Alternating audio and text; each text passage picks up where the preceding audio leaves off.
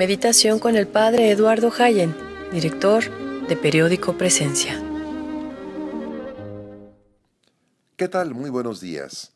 Iniciamos hoy una serie de meditaciones sobre la realidad del pecado y el sacramento de la reconciliación, pues estamos preparándonos para celebrar la Pascua y además es el año de la misericordia, un año especial de gracia para experimentar el infinito amor que Dios nos tiene, reconciliándonos, perdonándonos.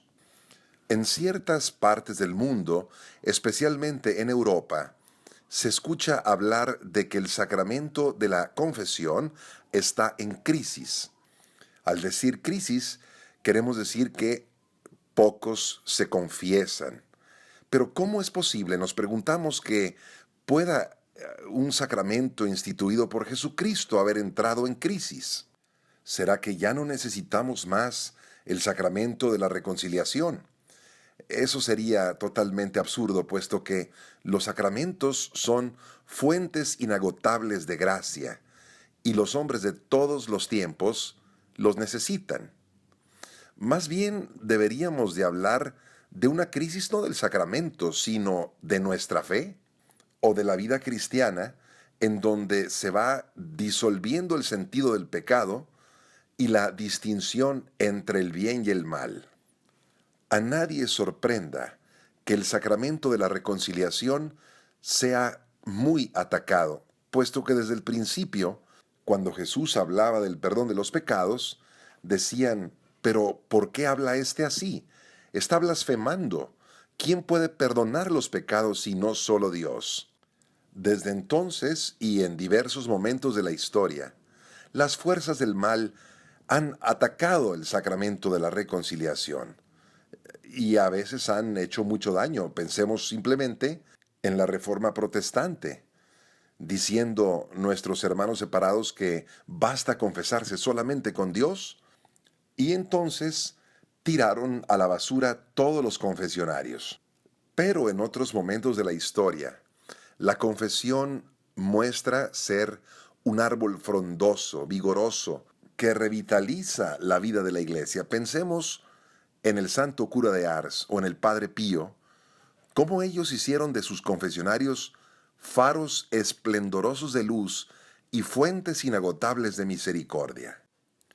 Cuando uno va a visitar santuarios o basílicas importantes como la de San Pedro en Roma, uno ve allí que hay muchos turistas que no son católicos. Con sus cámaras se distinguen, por ejemplo, los japoneses. Y cuando ellos pasan delante de los confesionarios, se han de preguntar qué cosa tan rara esto de la confesión. ¿Qué hace allí esa persona que se acerca y se pone de rodillas ante un hombre encerrado en una jaula de madera? Si esos turistas supieran de lo que se trata, el sacramento de la reconciliación, se quedarían maravillados. En mi parroquia, yo me quedo sorprendido de cómo las personas hacen hasta 2 horas de fila para confesarse en menos de 5 minutos. Y me digo: no, la confesión no está en crisis. Es un árbol siempre verde que el demonio no ha podido destruir. Y no lo puede destruir simplemente porque tiene sus orígenes en Jesucristo. De hecho, es a través del sacramento del bautismo y de la confesión cómo se hace concreta la liberación de la esclavitud del pecado. Jesucristo es el Cordero de Dios que tomó en sí el pecado del mundo, como nos dice San Juan en su Evangelio en el capítulo 1. El fruto de su muerte redentora es el don del Espíritu Santo para el perdón de los pecados. El día de Pascua, apareciéndose a los discípulos que estaban en el cenáculo, Jesús les dice: reciban el Espíritu Santo. A quien perdonen los pecados les serán perdonados, y a quien no se los perdonen les quedarán sin perdonar. Cuando una sociedad pierde el sentido del pecado, corre el riesgo de no comprender qué vino a hacer Jesucristo, cuál fue la obra de la redención que cumplió, y en particular el valor inmenso de su muerte redentora. Una de las preguntas que se hicieron los apóstoles después de la resurrección de Jesús tenía que ver con su sufrimiento. Se preguntaban por qué sufrió, por qué su pasión y su muerte, porque para ellos era incomprensible que el Mesías tuviera que recorrer el camino del sufrimiento y de la humillación en la cruz. Y el Espíritu Santo los iluminó y ellos comprendieron que Jesucristo había muerto por nuestros pecados, según las Escrituras, dice San Pablo en la segunda carta a los Corintios. Y el apóstol San Juan afirma que Él es víctima de expiación por nuestros pecados, y no solamente por los nuestros, sino por los del mundo entero, dice en su primera carta en el capítulo 2. Toda la obra de la redención hecha por el Hijo de Dios es vista desde la perspectiva de la remisión de los pecados. Dice San Juan también, en esto consiste el amor. No somos nosotros los que amamos a Dios, sino que Él nos amó y nos envió a su Hijo como víctima de expiación por nuestros pecados. El pecado es el mal radical de los seres humanos. De él provienen todos los males que afligen al hombre durante toda su historia. Por el pecado han entrado males a la humanidad de todo tipo, no solamente el sufrimiento y la muerte, sino también la maldad que contamina el corazón y toda la sociedad. El pecado es como una capa de plomo en la existencia humana que ofusca su belleza y envenena nuestras alegrías. Y no exageramos cuando decimos que el pecado ha arruinado la vida de los hombres en la tierra, haciéndolos esclavos de un mal que es humanamente incurable.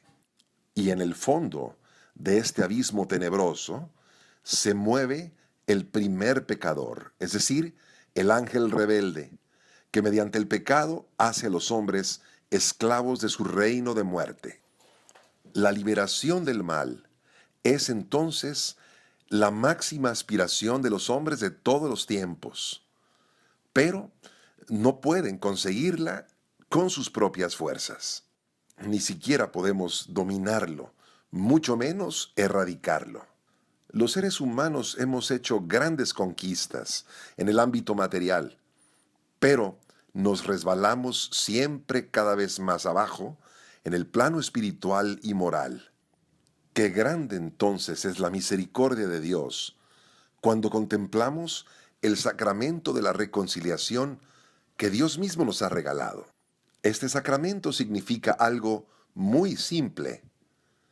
Tú le entregas tus males al Omnipotente y Dios los quema en su amor, rompiendo las cadenas de la esclavitud y regalándote la paz y la libertad de los hijos de Dios. La confesión es la respuesta de Dios a ese grito de nuestro corazón para liberarnos del mal.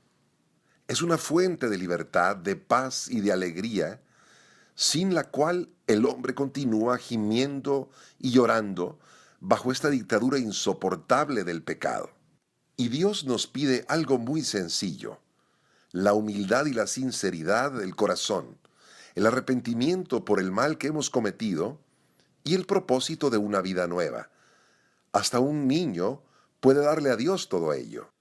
Y el hecho de que Dios se haga representar por un hombre pone todavía más acento en ese aspecto tan humano de este admirable sacramento y lo hace más dulce.